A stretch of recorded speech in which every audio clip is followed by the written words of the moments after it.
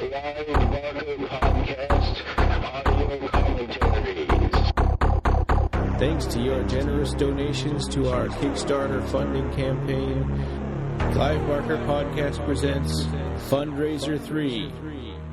Hell on Earth.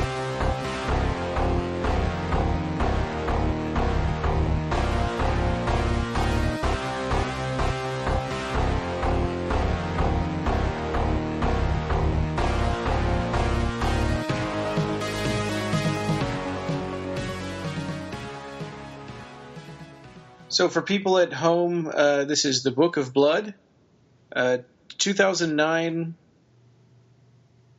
movie, adaptation of the Book of Blood short story, and On Jerusalem Street. So it's combining the two Book of Blood bookend stories together. That's right. This is our first good horror movie commentary. Well, kind of. We also did. Oh yeah, sorry. Yeah, that's right. The Yattering. Yattering and Jack and Quicksilver Highway, those aren't too bad either. They're not. Yeah, like I was saying just before we started recording, this movie I think was released first in Germany at the Hamburg Fantasy Film Fest nights in March 7, 2009. And I think it was premiered in the U.S. on September 22nd of 2009. Okay. And it says here DVD premiere. So I guess it in America didn't really get much of a theatrical release. So we're pausing right before it says essential entertainment. So that's where everybody should line up their movie here. Yep. And then, Rob, do you want to do the countdown? Yeah, sure. Okay. 1, 2, 3, play. Here we go. All right. Rob, you did a retro review for this movie in September of last year. You gave it an 8 out of 10. Yeah, I'm actually printed out my review for this commentary. All right. Excellent. I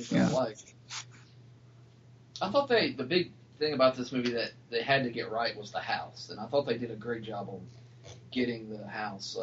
Yeah, I know what you mean. Right location. I never felt like, oh, this doesn't feel the same as the story. It seemed right. Yeah. I also appreciate that they lift lines directly from the short story. I mean, I think that was a big part of the success of Candyman was doing that also. Yeah. I kind of wish this opening monologue, I wish Clyde would have read this opening monologue. I think it would have been cool for him to do that. Oh, yeah, with his voice. Yeah, exactly. They have signposts, these highways. Yeah. It'd be something like that. Yeah. So this movie is directed by John Harrison. And written by him also. Oh, there you go. I think it's always kind of it's not a guaranteed success, but I think it always helps when you have the writer and is also the director. Sure. That way he knows what he's adapting and how he's adapting it. Yeah. That's pretty gross. Yeah, I like these close-ups of the eggs. And... I mean, and you know that's his blood from his face dripping in. Yeah, I know. Yeah, it's a little gross, this opening. Because like on Dexter, they did a shot just like that, but he would be dripping Tabasco sauce into his egg. Yeah. I used to love Dexter. Yeah, I saw like first 2 or 3 seasons of it. Pretty good stuff. Makes me want to go eat at Denny's. Yeah. It's That's also the weirdest looking bacon I've ever seen. That they filmed this in Scotland, and from what I saw in the special feature behind the scenes, it looked like it was an opportunity they had to film in Scotland, and it worked out financially to do that. Yep, this was filmed in several locations. It was filmed in Edinburgh, Scotland. It was also filmed in Glasgow, Strathclyde, Scotland. And then they shot a lot of it also in the Artem Digital Studios in London and the Black Island Studios in London. Oh. Yeah. Artem Digital Studios was the company that made the special effects for this. And when it shows shots of the city, you'll be able to recognize a few landmarks on that picture. Oh, and here we have Clive Russell. He's been in Game of Thrones for 4 or 5 episodes. He plays Brynden Blackfish Tully. Oh, and he's Wybird. Yeah, and he's Wyvern in this movie, yeah. So, I haven't seen the last couple of seasons of Game of Thrones. No spoilers. Well, you can't go on Facebook without spoilers. Oh, that's right. Man, my phone is ringing. We'll just have to ignore it. I love how when he looks at the guy, he's talking to this person about the skin, and he looks at the guy peeling off the skin off. Is it chicken or something? It looks like it. Was it maybe it's bacon? Oh, wait, no, I know what you're talking about. The other guy, the old guy who was eating. Yeah. Maybe he's eating an omelet or something. I didn't notice that. So this is a funny moment here when he goes over to pay, and then he says, keep the change. But he pays with like 4 little coins. Yeah. I'm not that familiar with like UK money. So. Yeah.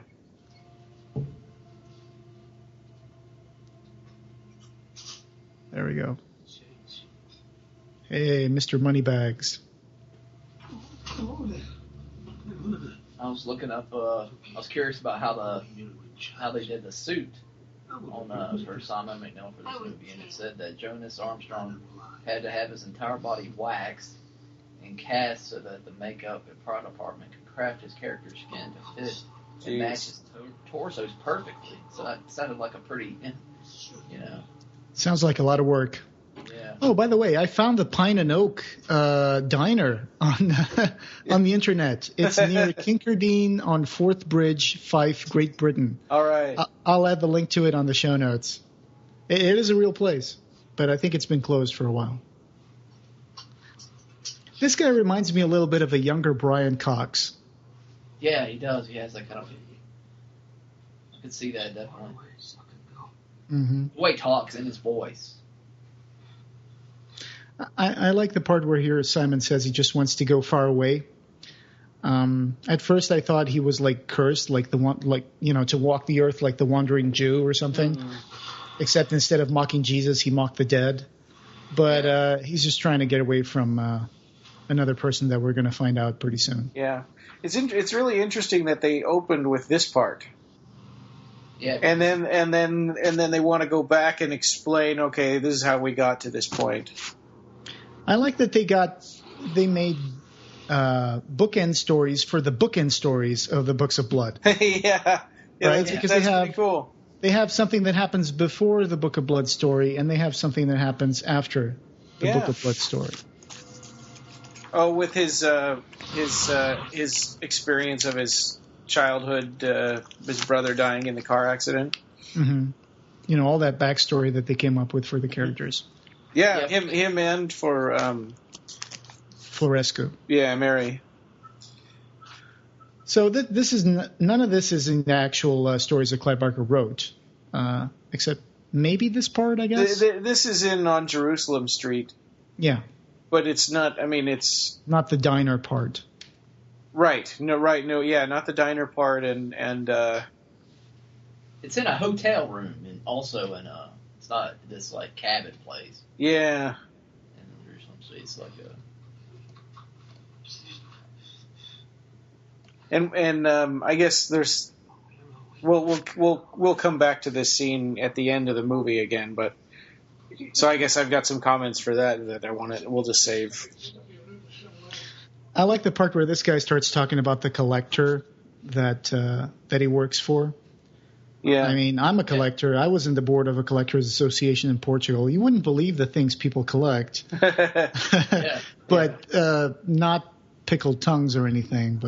But sometimes people will collect the most weird things you can imagine, like paper sugar bags, from different coffee shops with different logos on them, or promotional pens that they get from a hotel or some other place.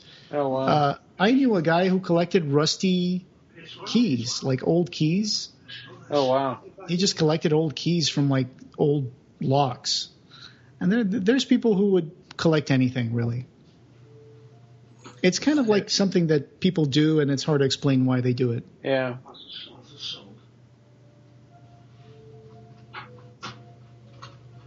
Oh, here we go. He seems pretty resigned to his fate. Yeah. Well, at the end, in the postscript on Jerusalem Street, he's kind of gone crazy. He doesn't even see himself as like Simon McNeil anymore. He's just right. He almost calls himself in the third person, like the dead have occupied his body and he's just nothing but an empty husk. Yeah. Yeah. Did you see that his face was being written on? He was still bleeding? Yeah, that was cool. There's a scene, I think, later on where you can see the writing happening on his chest and his face at the same time, which I thought was pretty cool. I don't know if it's CGI or practical. It seems like practical, but it's hard to know for sure. Yeah. I like the line where Wyburn just told him, "You're a book of blood. Read it to me." Yeah. That was good. That was a good expansion there. Here's the deal. That is pretty threatening. Do you remember in the original story if there was this much interaction between Wyburn and Simon McNeil? I don't think so. There's just a dialogue scene how he, starts to talk to Simon McNeil. Right. And Simon McNeil kind of just guesses, like, so how much is it worth? He's asking him, he's like, yeah. What is what worth? My skin. You're taking it, aren't you? And, right. He's very matter of fact about it. Yeah. I also discovered where this house is. Oh, really? Yeah. I think it's called... Oh, man, where did I find that? I'll add that to the show notes. And it just has a great personality to it when you first see it. Mm-hmm.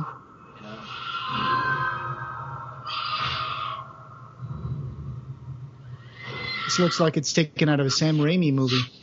Yeah, no, Cameron movie. Danny, open the door. Open the door now.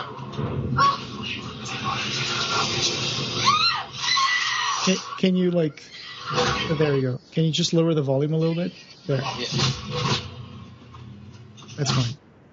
I think I'm a little behind you guys because I set the controller down and I accidentally rewound. So she's just scratching her fingernails on the floor right now. Oh, the mom is saying open the door and she's screaming. Okay. I'm at 10:29. Oh, God. Oh, okay.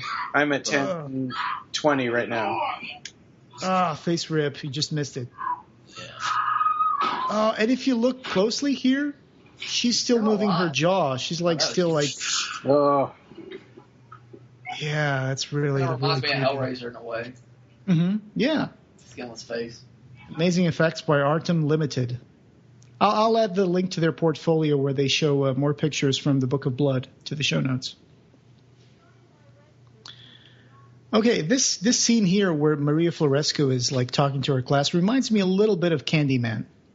I was thinking the same thing today. When they're talking about the urban legends. Oh, yeah. Yeah, Trevor, that's it. Yeah.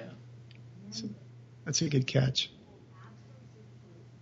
They're like, hey, our teacher's hot. Yeah. That guy right there, So I'm at 11:08 right now. What are you guys at? 11:32. Okay, I'm just going to kind of scan forward a little bit.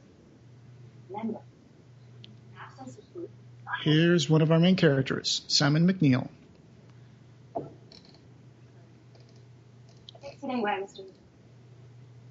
So, Simon McNeil is played by Jonas Armstrong, I think. Yeah. He's gone on to do a lot of good stuff. I'm at 11:46. Okay, 12:02. Aw. Back to the Tollington place. In the story, this was supposed to be Tollington Place 65. Yeah. It's Tollington Place because it used to be owned by Tollington, who was a guy who lived there. He was played by Doug Bradley in this movie.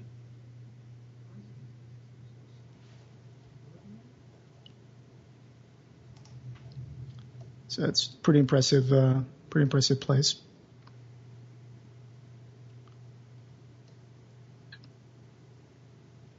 One of the girls that was talking to Simon McNeil just a few seconds ago when he walks into class, she kind of reminded me of the port wine birthmark girl from Dredd. Oh, yeah. And I looked it up, but it wasn't the same actress, but she's very similar to her.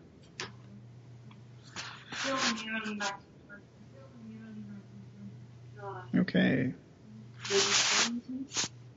when I first saw that guy that plays Russell, I thought that was Gary T. Tunecliffe. See, there's Doug Bradley on the paper there. Are you talking about her assistant? Yeah, is that his name Russell? Reg. I think it's weird that she refers to Tollington as that guy. It just seems out of place. Yeah.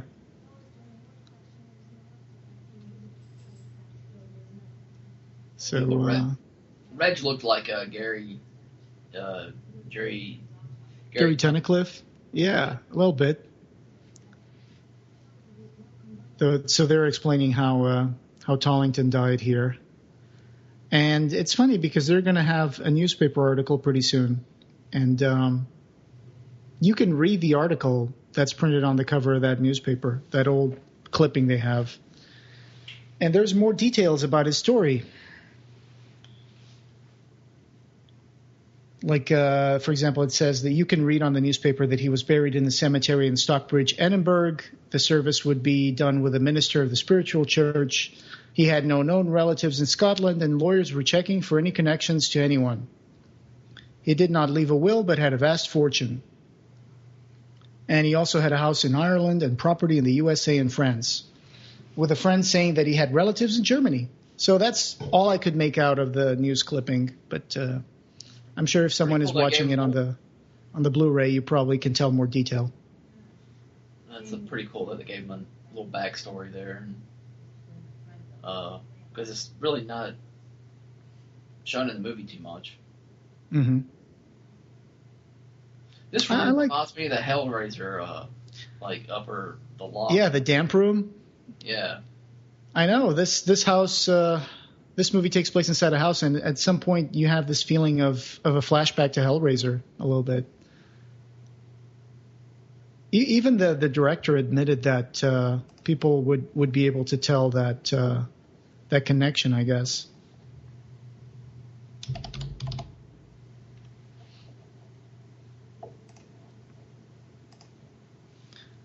I think the photography and the lighting in this movie is very good. I do too. I really like the score as well. Mm-hmm. Yeah. On my Blu-ray, the quality of it is very, very, very crisp. If anybody doesn't have the Blu-ray, I highly recommend it for picture quality and the audio, and it's got really good. It's really good in those areas. So John Harrison also wrote and directed the Sci-Fi Channel Dune miniseries. And, the Children of Dune, right? Yeah, well, and the first one before that too, the one that's just Dune. Okay. Yeah, not the David Lynch, but the Sci-Fi Channel one. Sure. And he wrote the Disney adaptation for Abarat, which never got filmed. Oh, okay. He also directed the Tales from the Dark Side movie. Okay, that's supposed to be Simon McNeil as a kid. Yeah. That's kind of a cool morph that they did there. Mm-hmm, yeah. Very good, yeah. That was good casting, too. Okay, so the original story mentioned Essex University's parapsychology unit. That's what Clive Barker wrote that Mary Floresco belonged to. This doesn't seem to exist. I looked it up, but this does. The Kessler Parapsychology Unit, established in 1985, based in the psychology department at the University of Edinburgh, teaching and researching parapsychology. So I'll add the link to this to the show notes. There'll be a lot of cool show notes on this one. Yeah. Yeah, I always wondered what it's like working there, if it's going to be like working with the Ghostbusters.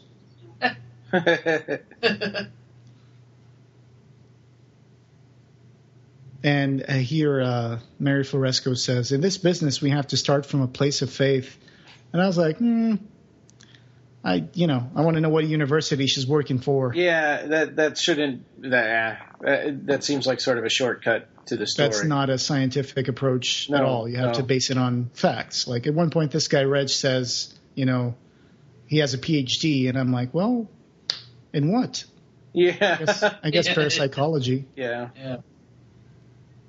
Oh, I get a really big Exorcist vibe from this scene here. Oh, yeah. He's walking. Yeah. Definitely. The lighting is so cool in this scene. It's really green. It's really green, like it's green, like The Matrix. Mm-hmm.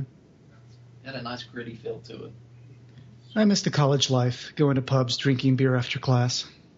I never got to Good do times. that, man. Was it good? Yeah.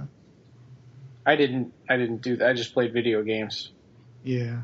I wrote stories. Well, and I had to read a lot. Actually, I had 4 jobs in college, too. Wow. Oh, really? Yeah, I was a tutor, and I worked on websites for for their extended learning program, and I worked in an English computer lab. Oh, awesome. Oh, and also I was at there was a place where you would give out like construction paper for the dorm. What do you call those people that are in charge of the floors? The RAs.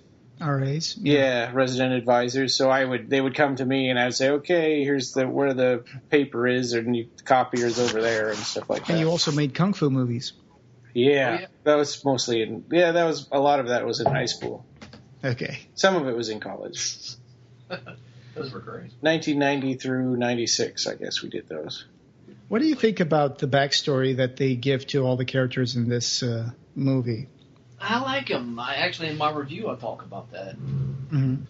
I talked I about think- how, I think they have to do brought that. more complexity into the story, and in some ways made it more engrossing. Because there's interior monologue in the short stories that you can't have, so you gotta flesh out these characters some other way. Right. I think probably Clive helped with that a lot. Probably with the writer. I'm sure he had a hand in that. I just thought that, and especially just for Simon McNeil, I think giving these characters a little too much of a backstory, it starts eroding the idea that he was a fraud. Mm-hmm. Yeah, actually, I did have a problem with that. I even put that in my notes that, his backstory of being psychic is so compelling, and then to turn around and make him a fraud, it's a little bit of a 180. Yeah, I also wrote on my notes that anyone seeing all this guy does, his life and what he says, may think he actually had some powers. In the original story, it seemed like he was more of a fraud than in this movie. But I guess they expound on that a little bit further in the movie. Yeah. Oh. Yeah, he could have I guess they warned wanted to make him a little bit more sympathetic, because in the story, he's kind of, I guess, an ass. Yeah. Well, and he could have warned her about this tire. There's also, for our listeners who are listening to this, there is also a motion comic from Madefire of the Book of Blood, where the character Simon McNeil, he's kind of like a magician kind of guy. Yeah. Right? Yeah. And that is completely not like the book at all. No. He's more like an artist or a performer or something. Yeah, they had talked about bringing those back again, but we still haven't heard anything in a long time. I don't know what happened to that. I got really excited about him because. Yeah. Well, and I think they were right in the middle of Midnight Meat Train like 2 years ago when Jose and I visited over there. Yeah. Yeah, I guess we don't know how well that did. And also we don't know how long it took to make the first one. So Yeah. sometimes that has a bearing on... Maybe they're wanting to do something really cool with it and just want to take their time and release something really worthwhile. I mean... Yeah. I think Reg is really sad. Yeah, Reg is... there's not much to him, really. He's really ineffectual. At one point she even tells him, maybe I can hire someone else to carry my wires for me. Yeah, I know. Yeah. She never apologizes either. It's just like, yep, you're a loser. And there's one scene where he's supposed to bash open the door with his shoulder, and he just kind of does this half-hearted, like, and he doesn't get the door open. Yeah. Yeah. Uh-oh, we got a teacher's pet. Yeah. Hey, drink more beer. So, yeah, she's writing a book about the paranormal. Apparently, it's not the first book that she wrote, because you'll see a scene where someone asks her to sign one of her books. Yeah. And she says, half my fans think what I write is fiction. Right. Well, there's part in this movie where she questions her own beliefs about the whole thing. So. Yeah. This movie is going to have some slow-moving parts where there's not going to be a lot to talk about from the movie, but I guess we'll try to fit in some trivia and information about what Clive Barker had to say about it. So we've got, like, basically 3 characters in this opening part, and 2 out of the 3 are psychic. Yeah. Yeah. I mean, of course, they had to, again, they gave her backstory where she has to have some sort of traumatic event in her life that defines her career choice. Yeah. I don't think that was necessary, but sure, why not? Yeah, it is a little bit... I mean, in the original story, there's no story about the fountain and the fountain that poured blood or anything like that. Right. But it kind of sets things for, like, the thing about this movie that I thought is that all the pieces fit very nicely together. The story comes together at the end. There's no loose ends for the most part. And it's just everything that's set up has a payoff, which is effective. You know? But sometimes I feel like some moments it's like the movie director is like holding our hand. It's like, okay, she, It's a little bit, too neatly done. Yeah. I appreciate mystery in movies too, like Hellraiser. That was that there were more questions there than answers.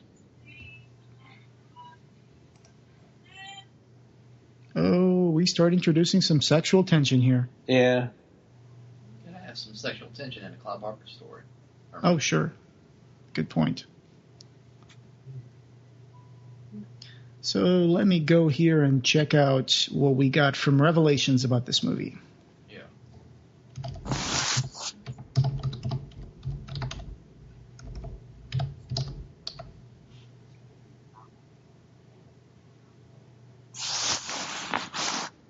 While JoJo's doing that, what did y'all think of the acting of the actors? Oh, it's good. I mean, I think I like especially Mary Florescu, and I think that Simon's the character who plays Simon also does a good job. He's kind of quiet and brooding, and I guess the guy playing Reg is okay, but I don't know. I mean, I think he just doesn't have much to do. Yeah, he doesn't. Sophie Ward, who plays Marie Florescu, she was Princess Mombi in Return to Oz, which is one of my favorite movies. She was that princess that had like a room full of heads that she could just put on and off according to how she felt like. Return to Oz, that's the more recent one, right? Yeah, it's the one with the what's the name of the little girl in that movie? She was in The Craft. Faruka Balk. Yeah, that's it. Yeah, Faruka Balk. Yeah, Faruka Balk. That's something like that. One of my favorite movies right there. And Sophie Ward was Princess Mombi. I've never seen Return to Oz. It's the one where I had the... What's his name? James Franco? No. You're talking about... what it was. I know what you're talking about. No, it's not that one. Oh, okay. No, Ryan, you're talking about The Wizard of Oz. Or I think it's just called Oz. Right? It's just called Oz? I think so. I saw that in the theater. It's pretty cool, too. No, I'm talking about Return to Oz is a movie from the 90s? Oh, okay. Or earlier, right? Yeah. 1985, that's right. I read that there were these really creepy characters with wheels. Yeah, those guys were. I was going to name the... Whoa. I'll have to see that. Yeah. So does Mary Florescu doesn't have a bed? She's like Fox Mulder. She just sleeps on the couch. It's like, you kids again. Damn kids, get off my lawn. Yeah, I've had it with you and your grubby clothes and your dead faces. Seems like something. Holy moly! Yeah, that lightning was really loud, or thunder, I guess. So yeah, this is like her traumatic experience that she's going to bring into the story. Is that when she was a little girl, she would see these spirits of kids and a fountain that splashed blood. Actually, that lightning you heard is actually lightning from outside my house. So. Oh. It was really? Weird. The lightning from the movie. It time with the lightning from outside my house. What, seriously? That's a big coincidence. Yeah, that's why it sounded so loud. Talk about creepy. Wow. That is. So here comes Simon Bamford as Derek, the moving man. Yeah. I always think it's funny that Hellraiser alumni always play movers. Yeah, Simon looks so young, too. That's right. And then there's that anecdote about Doug Bradley and Oliver Parker. Oliver Parker, right? Yeah. Doug Bradley and Oliver Parker argued a little bit about who was going to play Pinhead, who was going to play Moving Man number 2. Oliver Parker could have been Pinhead. You never know. Yeah. Well, and when we talked to Simon in one of our interviews, he had said that he was so nervous about this movie. It's kind of ironic that he was actually throwing up all the time backstage. Yeah. And then this other guy throws up, just for the, as part of the plot of the movie. Yeah, he was just playing a prank. I didn't know he was. I never knew he was that nervous. I wasn't. He hadn't been in a movie in a long time at that point. Probably since Nightbreed, maybe. I don't know. I mean, he's back in acting now, so it's probably not that big of a deal. But oh yeah, what a jerk! I know. I'm like, do your job, dude. Yeah, and he was actually kind of mad that Simon, saw through his thing. Oh, they're setting up the ghost hunting thing. You guys ever watched any of those ghost hunter shows? No. Well, I think maybe one time, and there were commercial breaks like every 5 minutes, and I just don't watch cable TV anymore. It's just nothing ever happens in those things. It's just some guy they built looking at the camera saying, "Oh, did you hear that? Did you hear that?" Yeah. They spend the whole time building up right before the commercial break, and then after the commercial break, the thing that they mentioned didn't happen, or it wasn't as big of a deal as they made it seem. Yeah. Well, they started applying that same ghost hunter thing to hunting Bigfoot. So now it's guys in the middle of the woods saying, "Oh, did you hear that? I heard a branch break. Oh, what was that noise?" It's you're in the middle of the woods. There's plenty of things that make noise. That sounds like a terrible idea for a show because going in that you're never going to see Bigfoot. No. Right. Unless they finally dress up some guy as Bigfoot. Yeah. Yeah, the haunted house feeling from this movie just keeps taking me back to Ludovico Street. Yeah. I would love to see a film about that. That you just brought up, Jason, about Harry DeMore and that. Mm-hmm.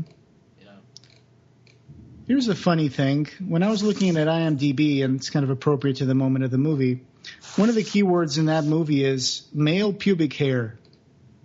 Oh, they brought that as a keyword. Yeah. Someone has that here in the keywords. Oh, wow.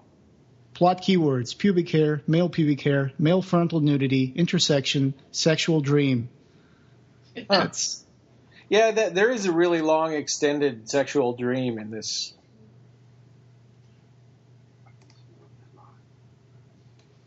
This is creepy, the way that he says that there's not a fly or a spider or an ant anywhere in the house.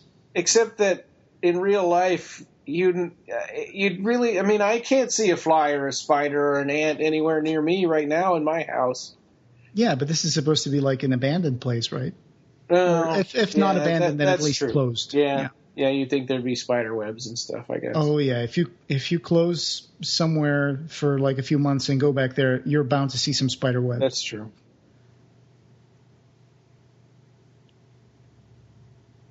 So that's she set up that bedroom in there?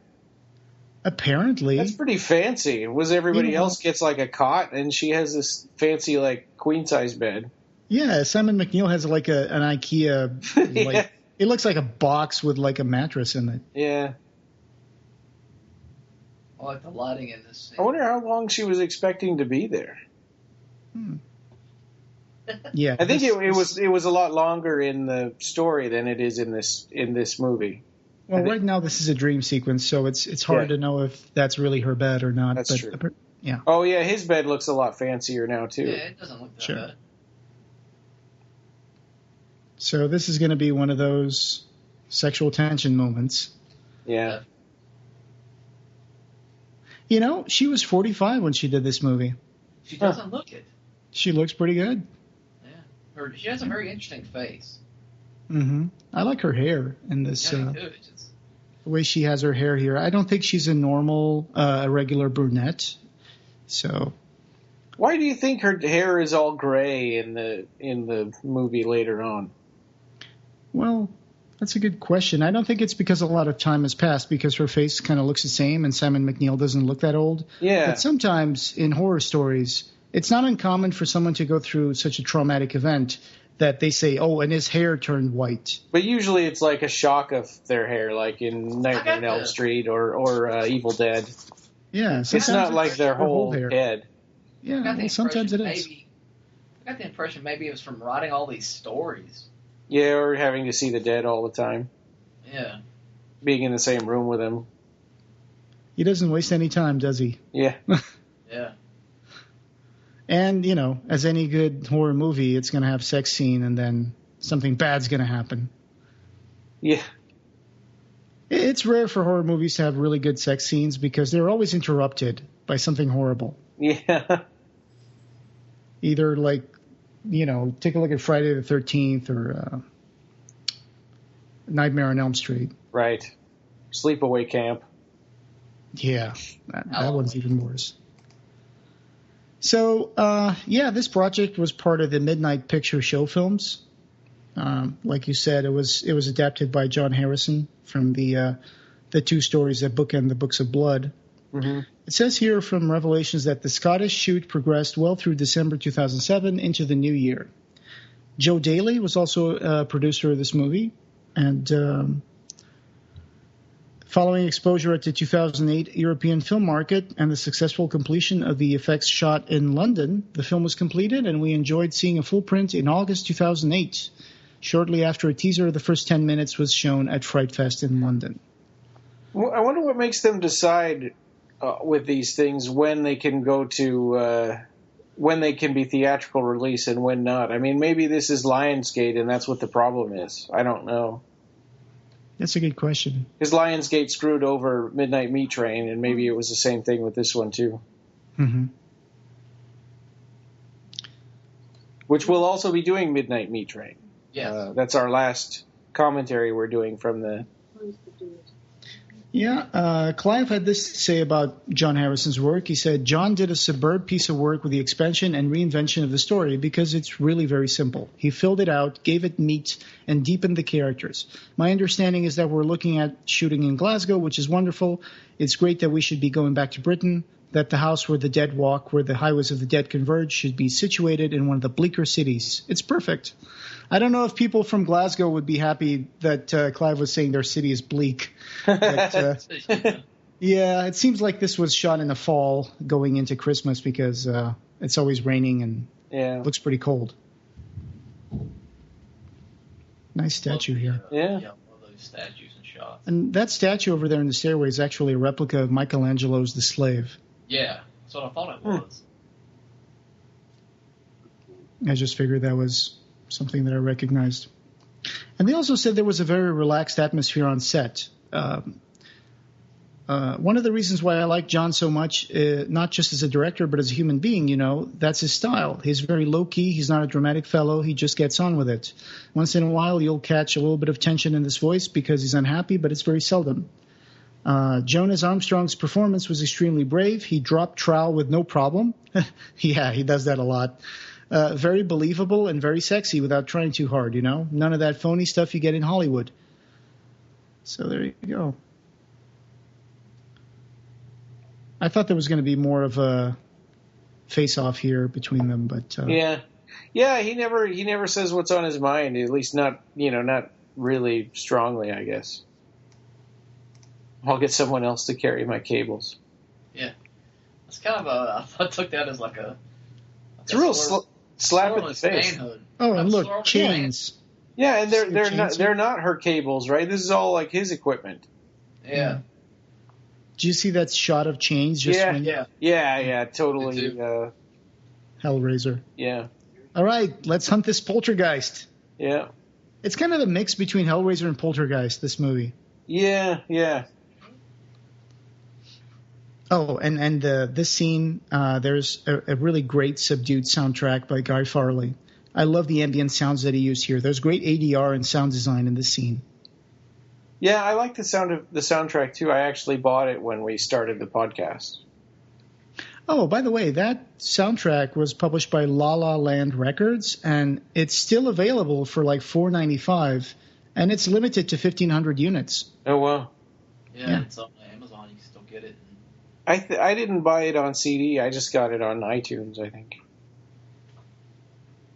Yeah, I never bought anything from iTunes because I don't really use it that much. Mm-hmm. But what I heard was that iTunes offers you 256 kilobytes per second MP3s or M4Vs or something. Oh, yeah, M4A, yeah. Yeah, M4A, right. Some people can tell the difference. Yeah, usually it's hard to tell the difference between that and higher, I guess. Unless it's like 128, that's really terrible. Mm. Or 64, like some podcasts. Like this shot right here. Looking down the little short corridor. Hey, our podcast is 64. That's right, yeah. I love the way that he's gonna point his light to the portrait of Tollington. Yeah, it's interesting the way it looks like the real face standing there, and then it's a picture. Yeah. I gotta say, when I saw this movie the first time, I was really on the edge of my seat in this part. Yeah. Yeah. Yeah, because you know that this guy is not important to the story, and he could die at any moment. Exactly. Also, I had read the story like you guys had, so. Right. It really wasn't that important in the story either.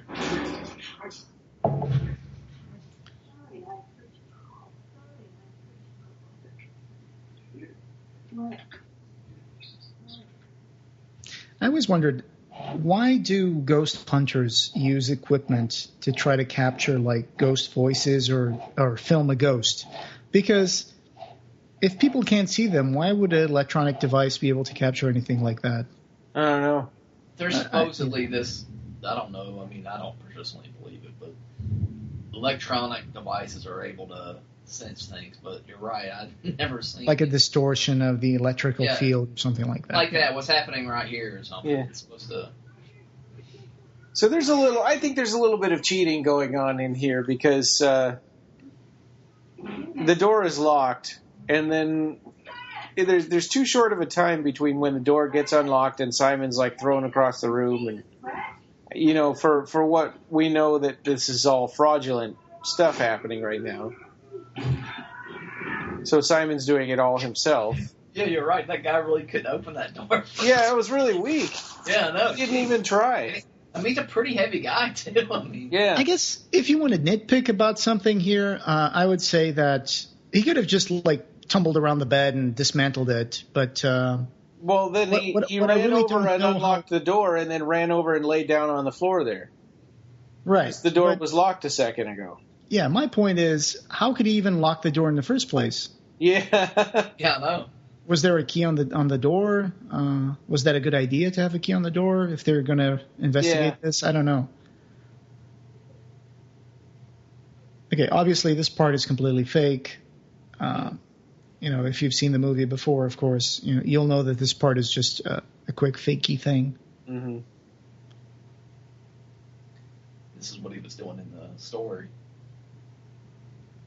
In the story, he actually would write as if the dead were talking through him, and he would bring back people like Janis Joplin and Jim Hendrix. Yeah. Which I think would have been a total giveaway. It's like the people who claim they remember their past lives, and they're like, oh, I used to be Queen Mary of the Scots, or I used to be like a pharaoh. Yeah. And it's like, no one ever says, I was a dishwasher in like London in the 1500s.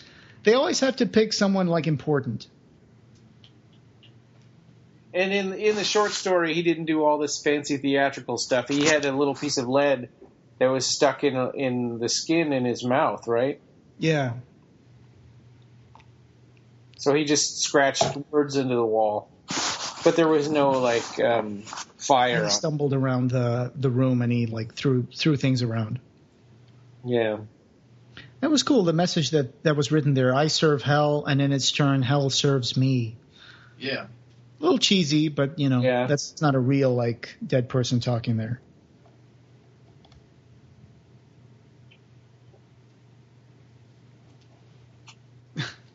Rich is the voice of reason. He's a smart guy. Yeah. He's like, I want to get out of here. Yeah. He's also either eating or drinking during this whole movie. He's always Oh, is he really? Yes. Hold this cup for 9 hours straight. Yeah. Here's a little bit of information about John Harrison, how he got this job. He says, we had become friends with Clive Barker through the Abarat process, and Clive liked my Dune miniseries a whole lot. So we started talking about why did I do one of these? I think he means why don't I do one of these? So I have taken the first and the last short stories of the Books of Blood collection, and I've turned them into one movie called Clive Barker's Books of Blood. The screenplay is finished. We're putting the financing together, and I'm hopeful that we'll be in production after I finish George's movie.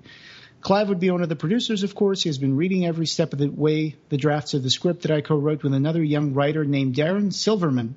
He's very excited about it, and he will be involved creatively. Even though I will be directing, he'll be the to-go guy. So it was an interview he gave while he was working on George Romero's Diary of the Dead. Oh, yeah, yeah. I wonder if, because there was a big controversy there with Midnight Meat Train not getting a theatrical release because Lionsgate screwed them over. So I wonder if this, but we didn't hear about anything like that with this one. And Dredd had already come out, and Dredd was direct to video, but it wasn't that great. Mm-hmm. So I don't know what, I wonder maybe what the happened. people at Lionsgate felt this was a superior movie to Midnight Meat Train. I don't know. Well, this one's not theatrical either. Right. Yeah. I know it was released in Portugal. I have the Portuguese DVD, so if they really didn't care about it, it would have just come out like in the U.S. or a few countries. But yeah, for it to be released in Portugal is kind of a big deal for me. Oh yeah, because a lot of movies never made it. Hellraiser 3 never made it to Portugal in the DVD market. I think there are some Hellraiser sequels that didn't even make it to the UK. Right, yeah. It's funny, she just looks at him like he's nuts when he's trying to scrape that stuff off and figure out what it is. Like, yeah, that's what they should be doing. Right. Yeah, she should have no problem with that at all.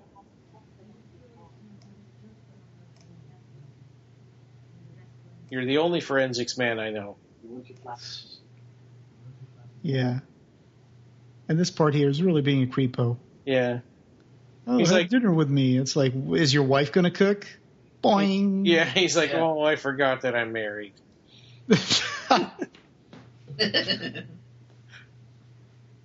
So here's a little bit of John Harrison talking about the comparison to Hellraiser. He says, Book of Blood has been compared to Hellraiser. I'm not exactly sure why. It's a very different story. I happen to love Hellraiser, so it's not deliberate on my part to try and mimic that movie. I'd say, if anything, what I was really trying to do was mimic the kinds of movies that I grew up on that were more based on suspense and tension and atmospherics than in-your-face horror movies, like the Val Newton movies or Robert Wise's The Haunting. Right. Well, you've got three people trapped, in this small house location, and all and all the supernatural stuff's happening in the attic. It's not too big of a stretch. No, it's not. I came up with that note in my notes before I read this interview, so I was like, oh, okay. Yeah. And some of that is Clive Barker. It's not really necessarily John Harrison. So they're checking him out to see if he has any foreign objects with himself. But they let him take the aspirin, which will be a mistake, as we will see further in the movie.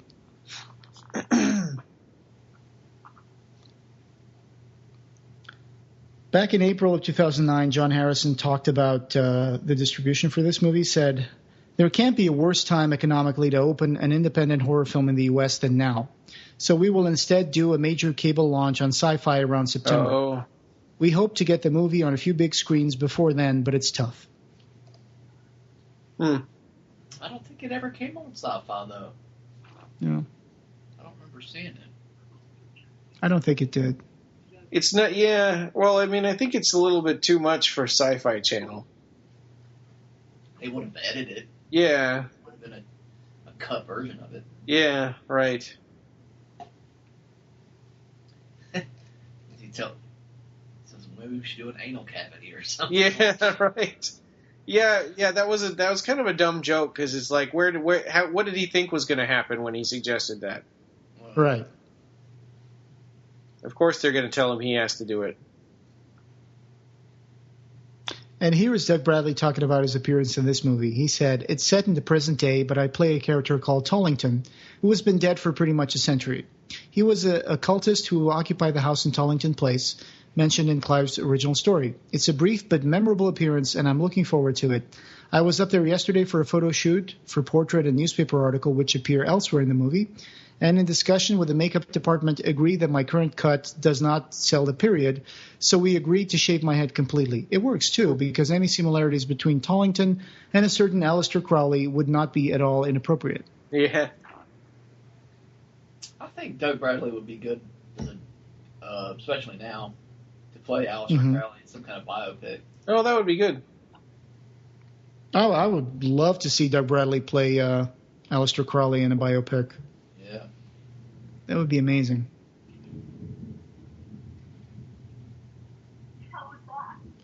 So, we got the poltergeists are active, apparently.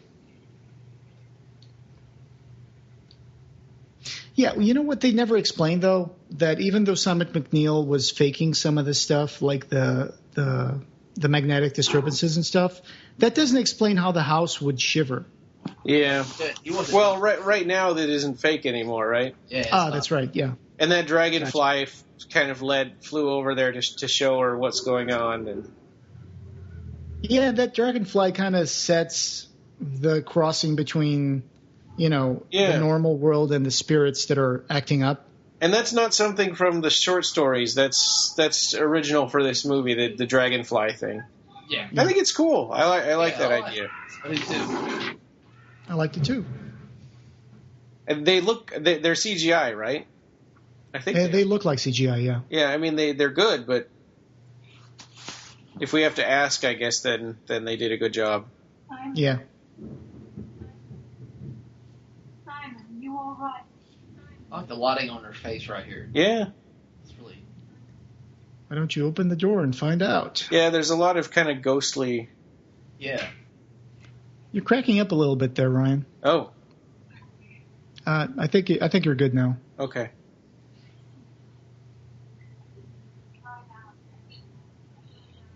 Okay, well, this was real, and I actually thought Jonas Armstrong did a good job, especially conveying certain scenes, how he's more scared when things actually start happening. Yeah.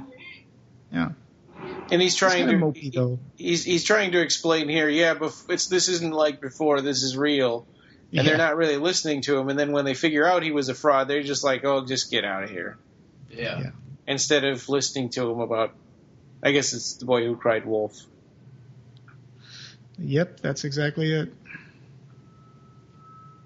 I like it that they also included a script from different languages. Like, it seemed like there was some Arabic script over there. Yeah. Yeah. Exactly. Even on his body, there's different language. Mm-hmm. Don't mock us. Yeah. And that's exactly the same as it was the other two times that it happened. That's how you know it's real. Yeah. Yep. Man, we got to get out of here. I remember in the motion comic when he's getting his the dead are writing on Simon McNeil's skin. They had something kind of cool. It's like they wrote the actual storage names on his skin. Oh, of the Books of Blood stories? Yeah, they put like Midnight Meat Train. Yeah, and that's supposed to be the idea behind that's why that story exists. Yeah. Yeah, I think that sometimes escapes a few people, especially if you just read the stories by themselves, or if you don't have if you don't have something that has like a set of the Books of Blood stories, if you have like the American version where they went for the first 3 volumes and then they kind of started bundling the other stories with something else like Cabal.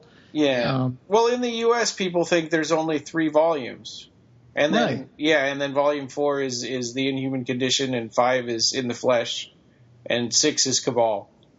Yeah, which are also stories from the Books of Blood, but for some reason they marketed them differently. Yeah, it's really weird. I don't. And the postscript on Jerusalem Street story isn't even present in some of the editions of the Books of Blood in the U.S. Yeah, on that Cabal edition, it doesn't have it. Right. It becomes much more interesting when you consider that the stories of the Books of Blood are stories that were written on Simon McNeill. Mm-hmm. And there are some versions of Books of Blood Volume 3 in the U.S. that have this, and some don't.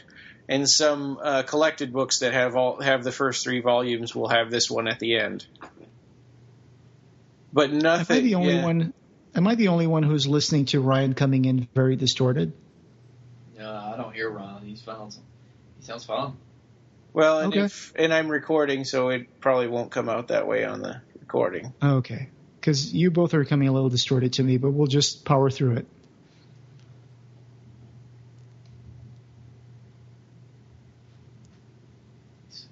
This scene is really weird because he's scared as hell, he's hurt, and she's just going to start making out with him. Yeah, it's like, how about you take him to the doctor? Yeah, good one. Good one. I guess she wants to be a personal nurse. Yeah. I think that those wounds, I mean, they don't look that big, but the pain on that would be, especially right there, would be really distracting. It's like, hey, stop doing that. That really that hurts. Yeah. Why are you doing that? And then the thing is, it's always like in horror movies when there's sex, something bad's going to happen, and it's like the spirits become angry or something. I mean, I could understand that. I mean, they're being shown something that they can't have anymore. Maybe that's the reason why bad things happen when the people have sex in horror movies. Mm-hmm.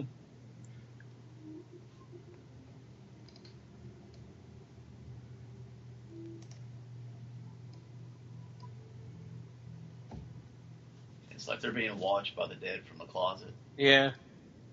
And there's some foreshadowing because she, in the Tollington story, she said that a ghost hand like went across his face to stop him from talking. Yeah. It would have been funny if it was Reg in the closet with his camera.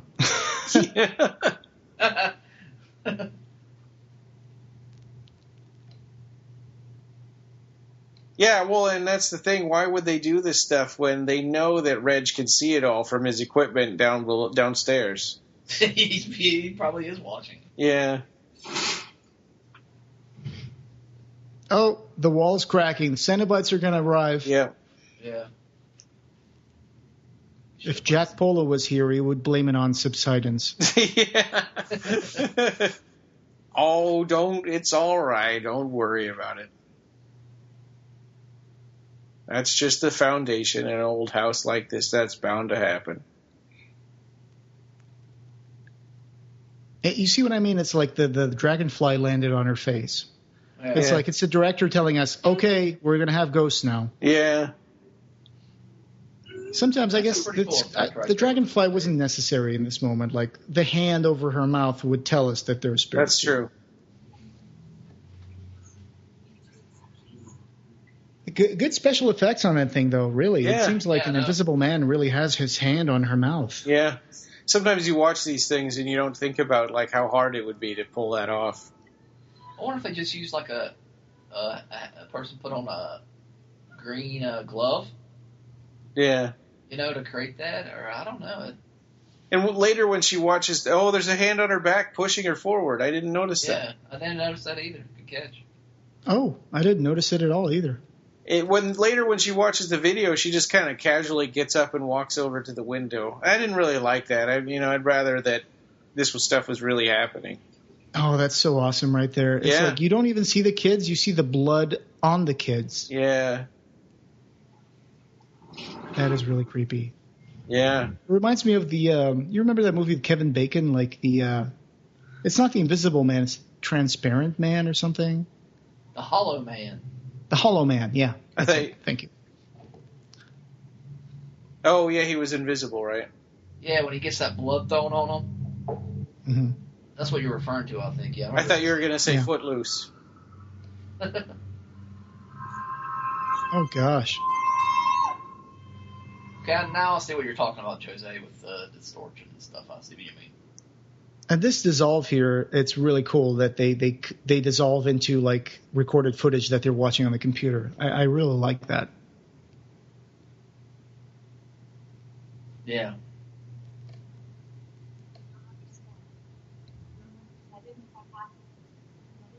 Yeah, I don't understand either. I kind of wish that they'd just shown what actually happened. Well, apparently that was what actually happened. Maybe the ghosts were just in her mind while she was sleeping. There was something there.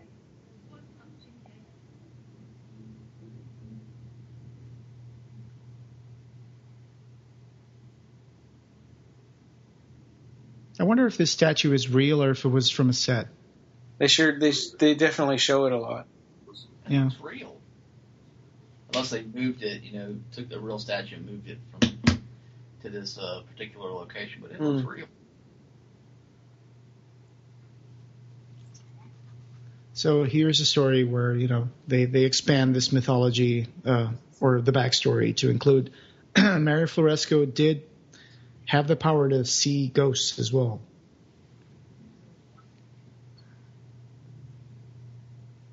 I think it works. It's a nice addition. I think it's sort of implied in the original story that she might have had something to do with opening the rift for the spirits as well. Yeah. Yeah, it was definitely true that she was more important than Simon McNeil, or that she was the true psychic. She didn't realize it.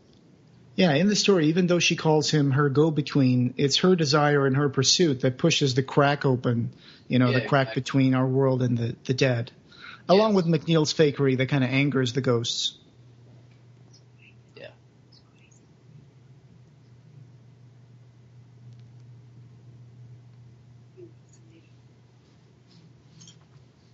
It's a very creepy story, but there's no way that a 10-year-old could convince anyone that she was seeing a spirit and the police would listen to her.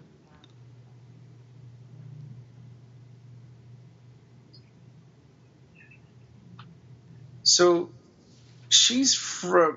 I think she was a visiting professor from England, right? And they're in Scotland, but she's a visiting professor from like London or something. Was she visiting in the movie? There was a comment there that she was talking to Reg, and he's like, "Oh, you're a visiting professor, and won't you try the food or something like that when they're in the tavern?" Okay, gotcha. That's something.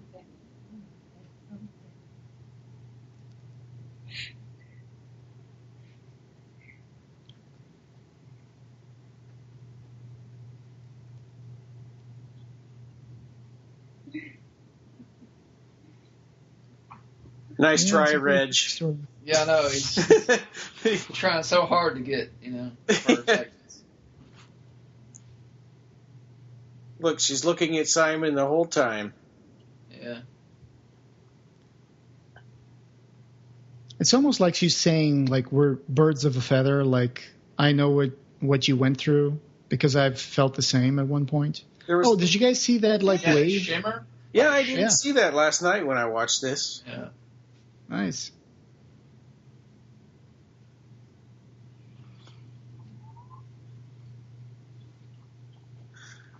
Okay, so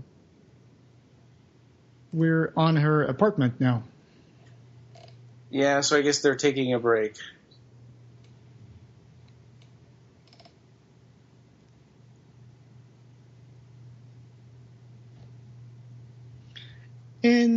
In this story, and I mean in the original story from the Books of Blood, Florescu believes McNeil because she's infatuated with him. Like, she spends a lot of time in her inner monologue talking about how cute he is, how how hot he is. Yeah. That he's a 20-something-year-old that's, really charming and stuff.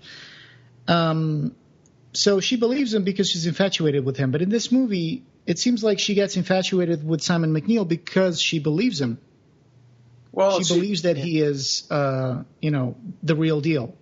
She sort of gets infatuated with him the first time he steps into the classroom, too. Sure.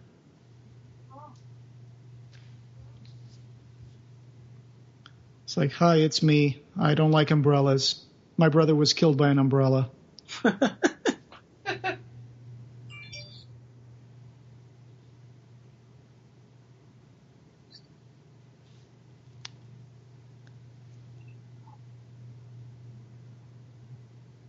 See, so in his backstory, they say that he had it but lost it. Yeah.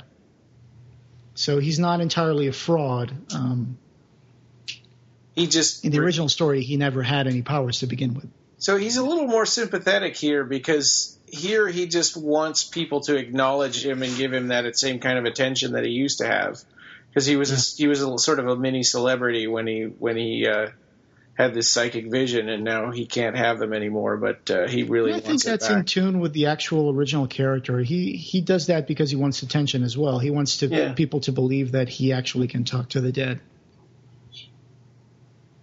But in the movie, they make him more sympathetic because, You got to have, some kind of...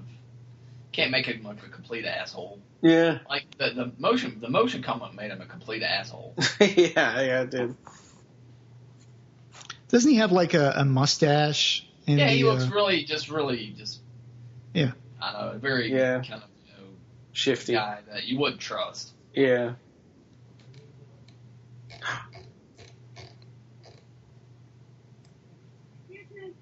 Excuse me. Is this you? Mary Rescue. Yeah, that's. What do you find her? I'm sure that she just happened to walk by there. She just wanted to show off. It must have been stalking her. Real fans carry bags full of books. And they go, hey, hi, Clive, can you sign these 13 books for me? Yep. I brought a duffel bag so big one time that the people behind me got angry.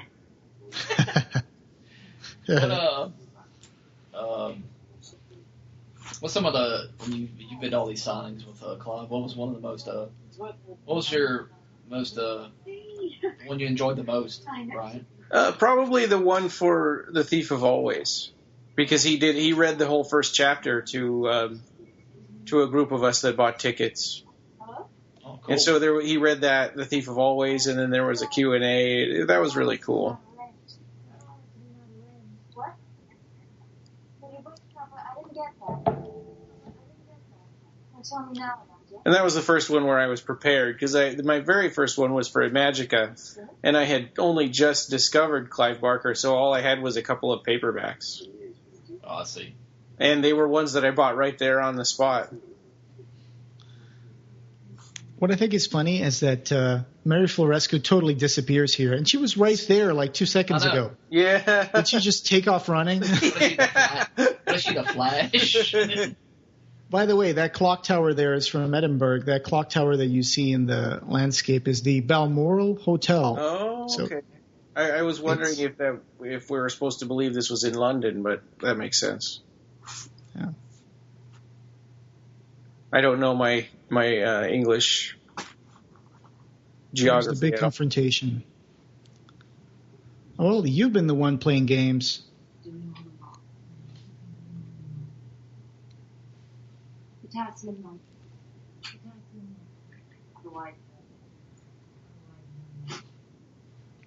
Poof.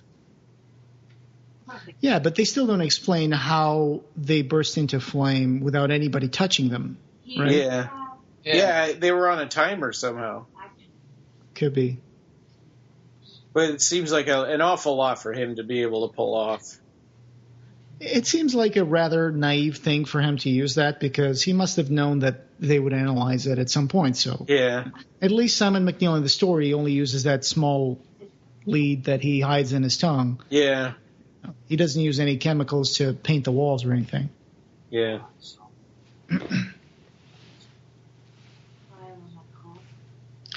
What I don't know is how did he find out about the fountain thing when she was a girl? He just says, I do my homework, but that doesn't explain how he knew that happened to her when she was 10. I didn't realize when I watched this last night, he just admitted that he slashed the tire on her car. I think so, yeah. That's crazy. He's nuts. I know. Yeah. I thought he was seeing something that, like a premonition. Yeah. Yeah.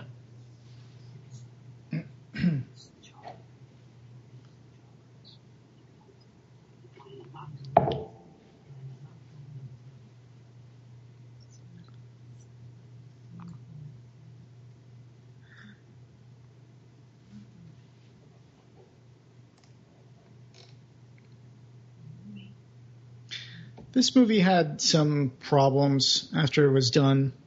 You were asking me about Madame Meat Train and Lionsgate, and here's something that the director said in March of 2009 at Fangoria. He said, well, I'll be honest about it. It's done, but it's struggling. It turned out well, and I'm very happy with it, but my timing was impeccable as I finished it just when the stock market crashed. Right now, we're looking at a possible network TV deal with a DVD sale to follow, which is fine, as that's where the film would play most successfully anyway. I was actually hoping for a limited theatrical release first, like we had with Diary of the Dead, but it's been tough. At this stage, the financial people are driving the train, and they don't have the luxury to hold out for a better deal, or they'll be out millions. Well, it's also interesting that in the 80s and 90s, like a direct-to-video movie meant that it was terrible. And it's not really that way anymore. No. Yeah. I mean, there's a lot of reasons why a movie doesn't get a theatrical release, and it doesn't necessarily have to do with how good it is. Sure. I mean, automatically, when it's horror movie, automatically it's a smaller market immediately. I mean, yeah. But at the same Right time, now, studios like horror movies because they're cheap to make and you can make a lot of money. yeah, like movies like James Wan movies from Blumhouse Productions or something like that. Like now there's one, it's called Lights Out. Have you guys seen the trailer for that yet? No. Okay.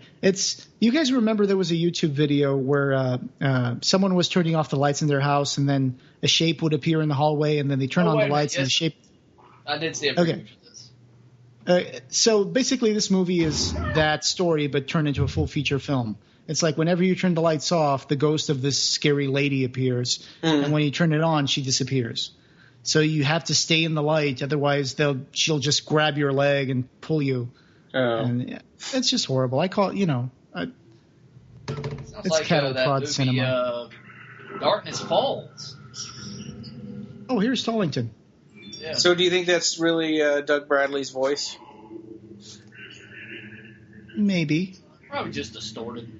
Yeah. Definitely. See, I he don't looks like understand why Aleister the Crowley spirit there. would hurt him, though, because it seems like he was the real deal. He was really like a guy who was into the spirit world. Was he? Or maybe he was a fraud.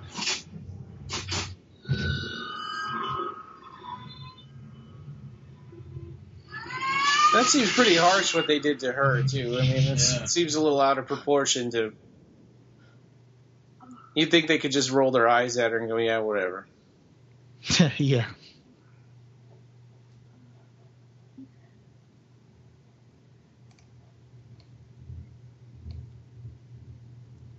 I'm going to take one of his aspirins. Shit, she starts to throw up. Yeah.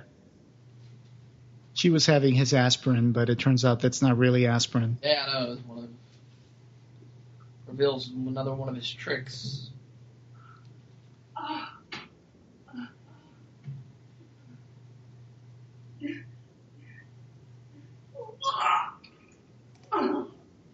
Gross. Puking is... I hate seeing puking movies. So why does that make her throw up?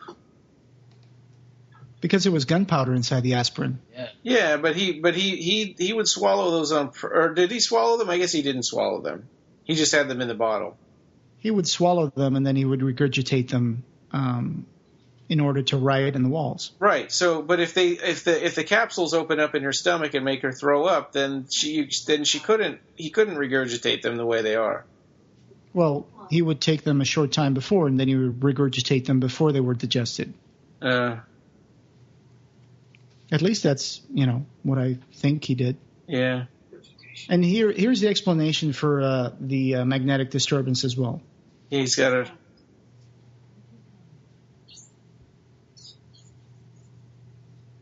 Took me a while to figure out what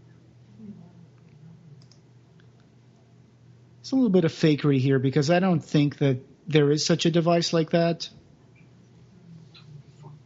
But for the sake of the movie, Yeah. Sure.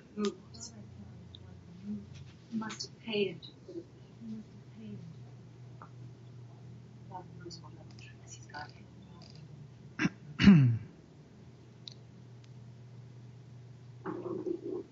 I like the scenes in movies where they put the pieces together. I think those are always good scenes. Mm-hmm. It's like a Sherlock Holmes moment.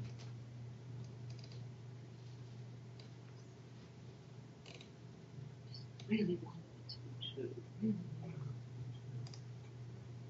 There was actually a Book of Blood production journal by Joe Daly, Right. Well, the producer of the movie. Mm-hmm. Did you guys know about that? No, I didn't. It's on Revelations. It's a Revelations exclusive. I guess this is another one for the show notes. Yeah, definitely put that up there. And How it's long? pretty long. He has a few entries here throughout 2007 and 2008. That is fantastic. I'm going to have to read this afterwards. Were y'all doing the podcast when this movie came out? No. Okay. No, we started planning in like 2011, and then our first episode was January 2012. Okay. Get the fuck out of here. And So- then we started with the Books of Blood episodes. Yeah, basically the first new movie for us was Hellraiser Revelations. Revelations. Yeah. I'd like to remind the listeners also that Simon Bamford was on the podcast on episode number 6, where he also talks about this movie, the Book of Blood.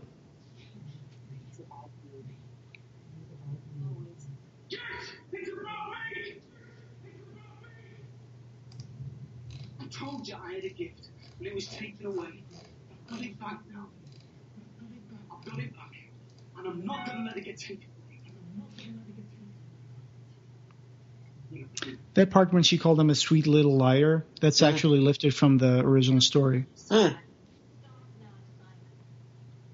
I don't really understand what he thought he was going to do here, because they were just packing everything. They were getting ready to leave the house. So I guess he was trying to summon the spirits to come again, Yeah. just to show them. Yeah. So what is that? All he does is just lay down in the bed, right? And then the ghosts just sort of take over. Yeah. But he doesn't do anything particularly fraudulent this time around to make them angry. I guess. Maybe he was just trying to focus his powers that he had lost. You know? Yeah. Well, She's the one that kind of brings him forth this time, isn't it? Yeah. Yeah, so I'm wondering what it is that this time that makes them so mad that they start carving him up and... Well, we'll see that actually who's calling them is Mary and not Simon. Yeah. Yeah. I know we call the cops. What's it, Marco?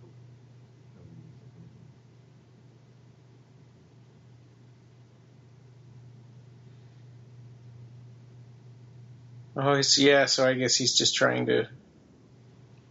Meditate. Yeah.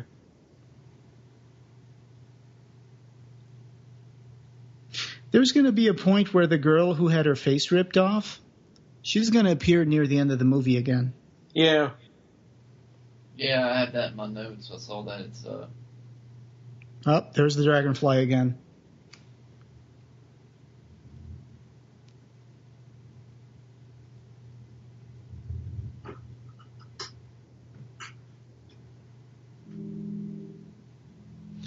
That's a classic moment when something works, but all of a sudden we realize that it's not plugged into the electrical outlet. Yeah. Just like the TV in Hellraiser 3. Hellraiser 3, yeah. Yeah. That fake news report.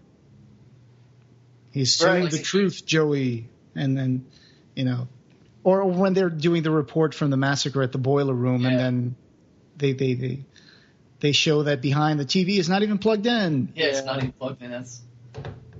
Yeah, I don't like that in that because it's kind of like when Pinhead orchestrated a whole fake news story, or I guess Elliot Spencer did. No, I guess the Cenobites were introducing that, beaming that straight into Joey's TV. Yeah, live from Hellraiser Television. Because as soon as she leaves it was weird how as soon as she left her apartment, the report ended. Yeah. I mean, it's kind of perfect. Time to get his PEK meter. Yeah. What was the name of that thing the Ghostbusters used? Yeah, I think that's right. PKE meter. Yeah.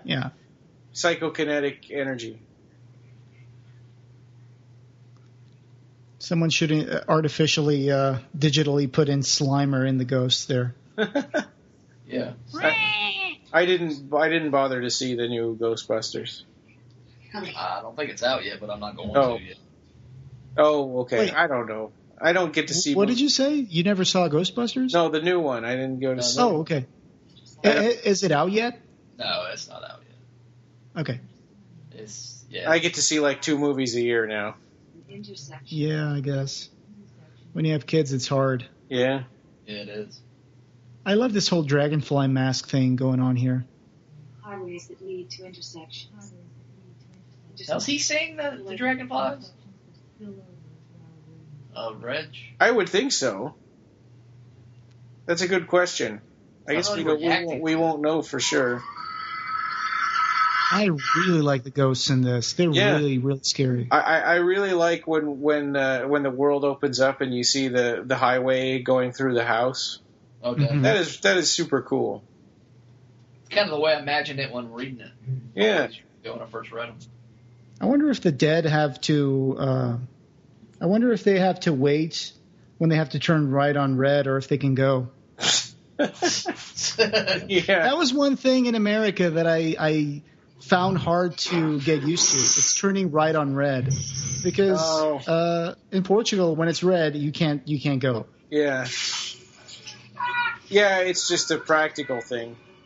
Yeah. Because if nobody's coming, you should be able to go. Yeah, if you do it right, it's pretty safe. Yeah. Yeah. Don't you think that those marks that they're doing in his skin also remind you a little bit of the marks from the box? Yeah. Yeah, a little bit.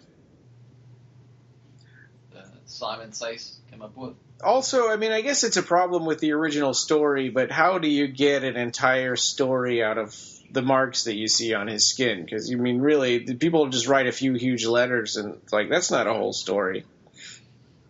I always figured that, and this is my interpretation, of course, but I always figured that his skin would, like, heal and scar over, and then they would start again. So, like, it would be just one story at a time? It seems like that's what they're showing in this movie, like that they're always writing, and he's always healing his skin, but they're always writing more stuff on him. In the original story, I imagined it was just really tiny writing. Actually, I think in the story, doesn't he heal too? He talks about it at the end. Yeah, some of it is really, really small. I like that ghost crawling down the wall. That's awesome. Yeah. This is the big payoff of the movie right here.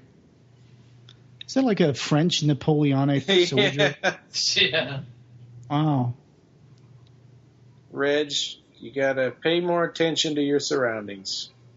His death in the original story is much more cataclysmic. Yeah.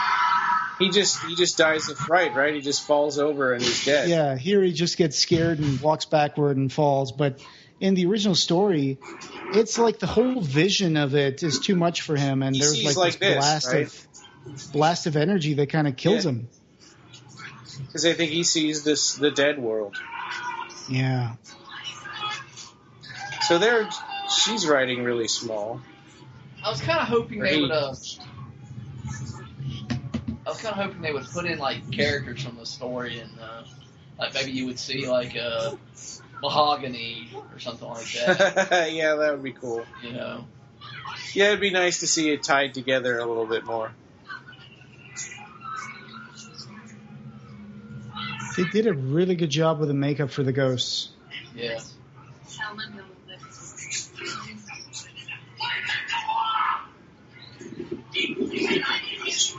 You can imagine that this is the kid from The Sixth Sense grown up.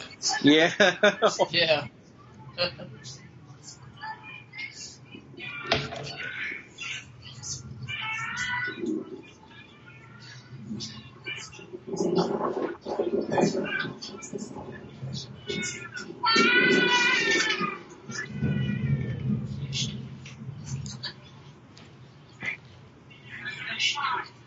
I like the little, like, Asian kabuki. Oh, yeah. See that? I didn't notice her before.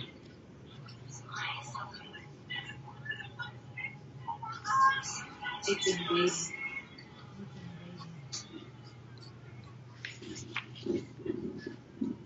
There's someone to listen. Yeah, here's the part from the original story when she opens the door. It says, There's someone to hear this. she had reached the door now, her trembling hand stretched to touch the solid reality of the handle. But even with all the concentration she could muster, it would not come clear. There was barely a ghost image for her to focus on, though it was sufficient. She grasped the handle, turned it, and flung the door of the writing room open. It was here, in front of her. No more than 2 or 3 yards of possessed air separated them. And I will tell your stories to Pretty the cool. world. Really awesome. On the middle landing of number 65, the smoking, blistered body of Reg Fuller was casually trodden by the travelers' feet as they passed over the intersection. At length, Fuller's own soul came by in the throng and glanced down at the flesh she had once occupied before the crowd pressed him on towards his judgment. So it seems like these guys are going towards a judgment of some sort. Yeah, Reg is going to walk by his own body here in a second. Yeah. He's just looks down. He's just kind of a little sad, but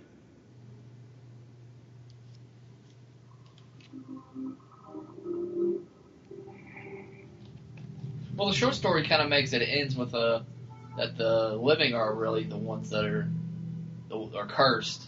The dead are really kind of free.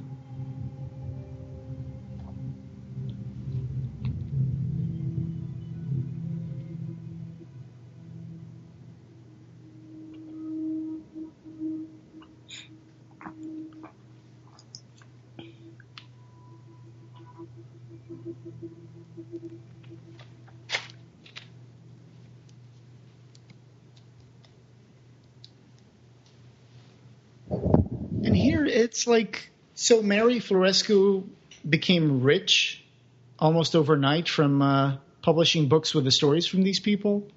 Yeah, it seems like that's the case, but it doesn't really. yeah, they don't say how much time has gone by or how long he's been like. Because that is a giant mansion right there. Yeah. Yeah, it is. Yeah, and she just had an apartment, a little while ago.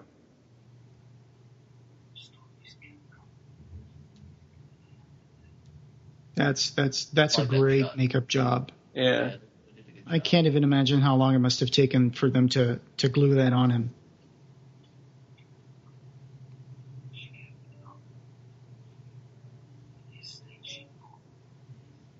Yeah, she bought that estate with all the money that she made out of her books. I wondered, how good were those stories? I mean, I guess if you read the books of blood, they're pretty good stories. Yeah. Yeah.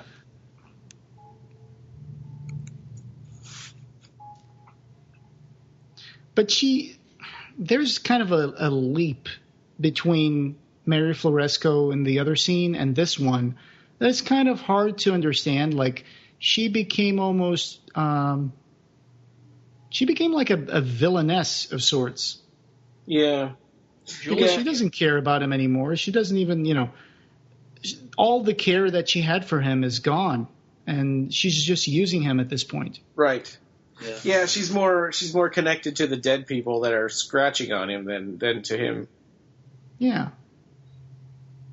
But in the other scene, she was still like caring for him. She still wanted, she still wanted to help him get the dead people off of him. But here it's like, all of a sudden she's like, okay, this is what I'm doing now, and I'm just going to use this guy to become rich. There should have been some kind of scenes showing like how she turned. Yeah.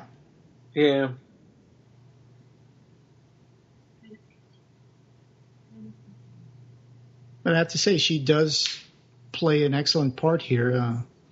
She's a very striking character.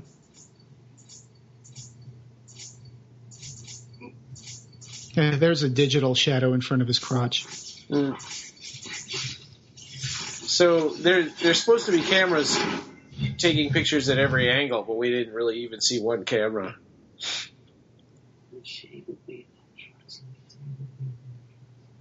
Back to Wyburn's shack. Yeah. You kind of make out like tiny handwriting in his face, but I think it's more like an impression than actual words. Yeah. I couldn't take it.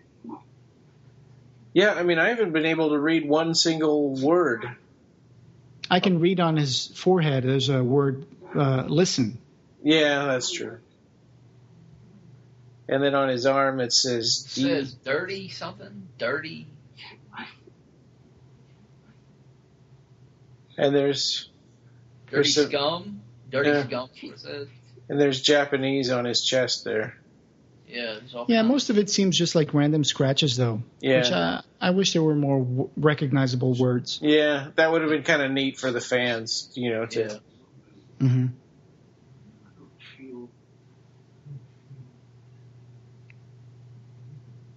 Hey, at least he knows what he is. Yeah. Yeah. He's like, well, I'm a sociopath. I don't feel anything.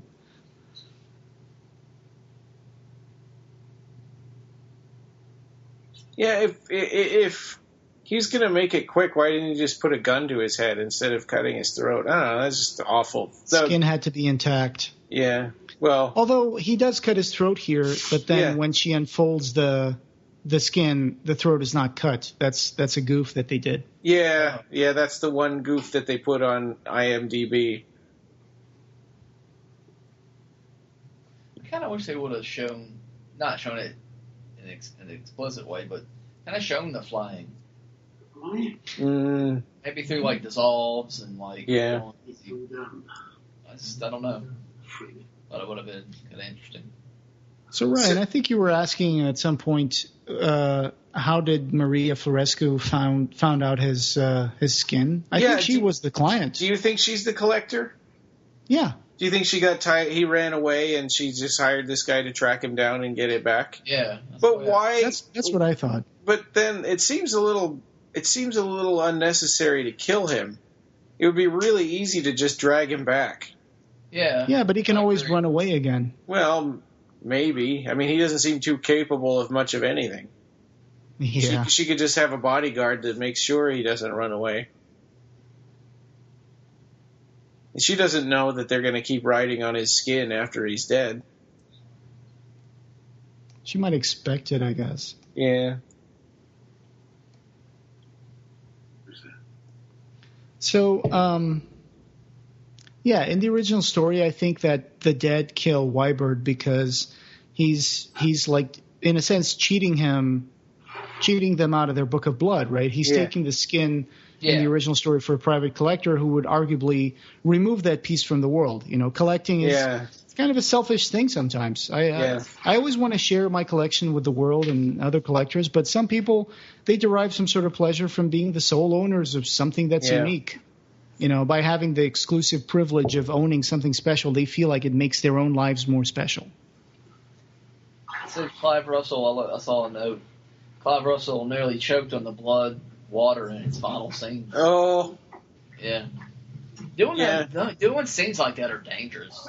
It seems like there's a lot of suspension of disbelief that you have to do in this scene because it seems like it would be pretty easy to get out of there. Also, the shack seems to have a lot of openings in the walls.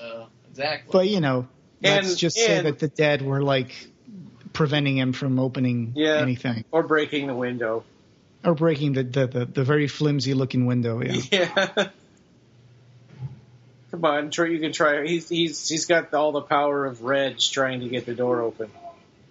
But I have to say, this is a very good adaptation of the second story. I think that this is really well done. And also, the blood looks like blood. It doesn't. It actually foams up like blood. It's not just red water. Exactly. And it's better than Rawhead Rex and better than Dread. Oh, sure. Yeah.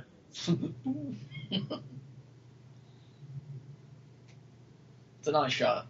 And one less scare. Yeah. You should have used that to punch through the window. Yeah.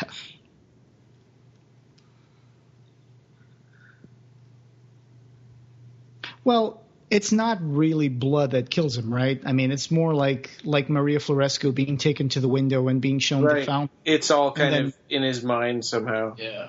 Right. But, in the story, it really was.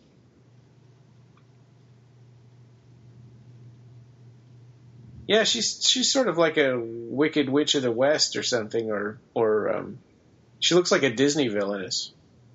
It's Princess Mombi. Yeah, that's really kind of what she looks like. Her outfit is a little weird too. It seems like her outfit is very like a Victorian kind of aesthetic to it. Yeah, with that gigantic hood. It looks like they went into a warehouse where they had a lot of like different outfits, and they were like, all right, let's find something cool here. So where is Simon's skinned body? That should be in there somewhere. Right? Is that it over there behind her? Wyvern ate him for dinner. Yeah. Yeah, I don't know. That's a good question. Maybe he threw him. Kind of does look like a body's behind her. Yeah. Maybe he threw him away. Yeah. I guess that is sort of a goof. I guess you could argue, who's she talking to now? Maybe the dead. Yeah. I love this effect here. That's really cool. Yeah. Almost sounds like Nightbreed music there, too. Yeah, a little bit, right? Yeah. Oh, there's the girl who got her face ripped off. Why didn't she get to keep her face? Yeah. It's like, can I have my face back now? I'm dead.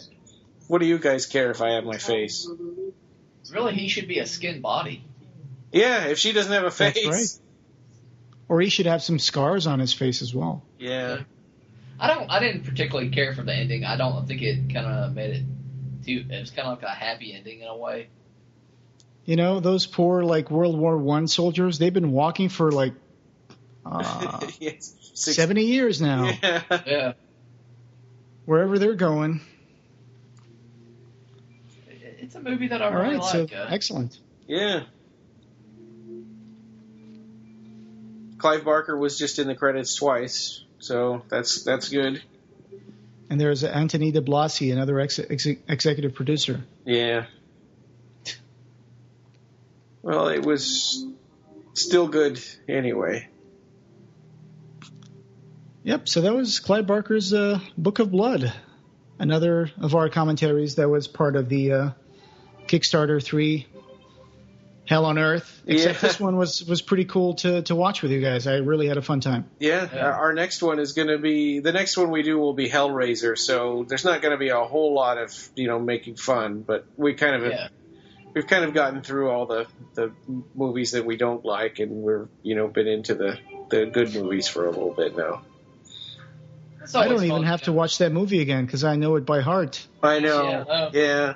I may not watch it to prepare because same reason. Mm-hmm. All right. Hope this was fun for you guys out there listening to this, and make sure you listen to our other commentary tracks, which some of them are pretty funny, especially the ones from the beginning where you have like Rawhead Rex and Transmutations.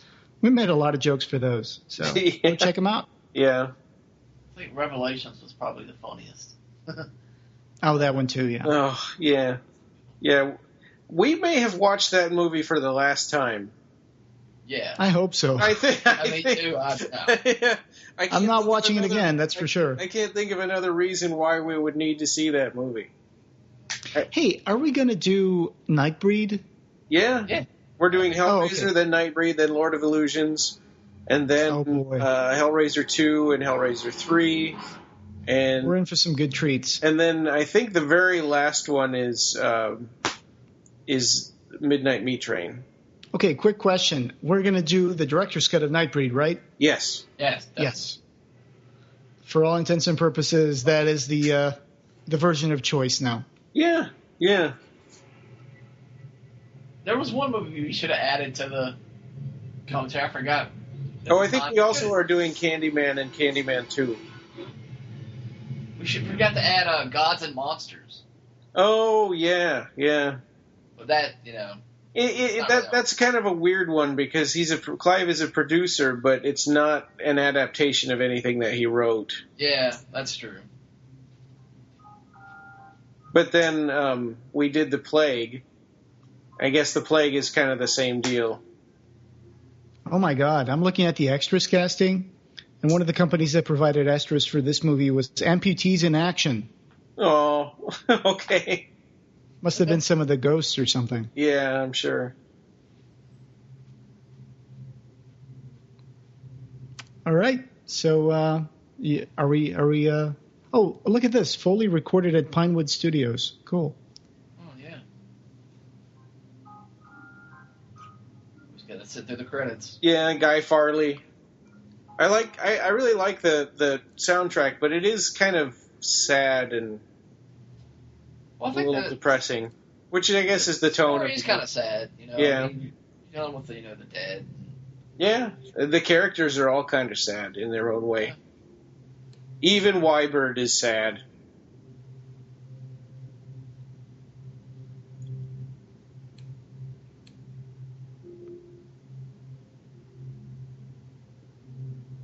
I wonder if movie studios aren't interested in a movie like this because there's not going to be a sequel. They want like a big franchise. Well, the thing is, Books of Blood could just be a start off to a sequel because there's stories afterward. Well, and I think they talked about it like that too, that they were hoping to kind of make. Because you could watch Midnight Meat Train after this, right? Yeah, and then like Pig Blood Blues, never happened, and. All right, and if you want to know more about parapsychology, go to the Essex University and join the Kessler Parapsychology Unit. Yeah.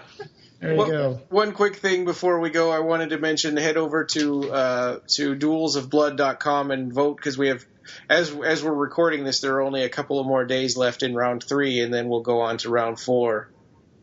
Yeah. So go and vote on your favorite characters and make sure that it wins. You can vote every 5 minutes. And Female Cenobite and I was going to bring that up. Yeah, and the Butterball are like one vote apart. Yeah, man. And they've been equal like for a lot of it. So I think people just really like Barbie and Simon. It's been a surprising dose of blood, I will admit. Some of them have ended, but yeah, and Pinhead lost early. Been a lot of big upsets. Yeah. All right. Well, it was good talking to you guys. Yeah. Good talking to you guys too. All right. Thanks again for joining us. And that was great watching this movie with you guys. Bye-bye. All right. Bye. Bye-bye. You can find the show notes for this page and lots of Clive Barker's news and features at www.clivebarkercast.com. Please follow us on Twitter @BarkerCast or @OccupyMidian. Like us on Facebook and join the Occupy Midian Facebook group. You can listen on the site or subscribe to the podcast on iTunes, Stitcher, Libsyn, Tunein, Pocket Casts, Google Play, and Double Twist. Subscribe to our YouTube channel as well. Please take a couple of minutes and leave us a review on iTunes. It means the world to us and helps us spread the word about Clive Barker. The Clive Barker Podcast, or BarkerCast, is an independent editorial fan site and podcast that's not affiliated with or under contract by Clive Barker or Seraphim Films. This is a labor of love by the fans, for the fans. Thanks for listening.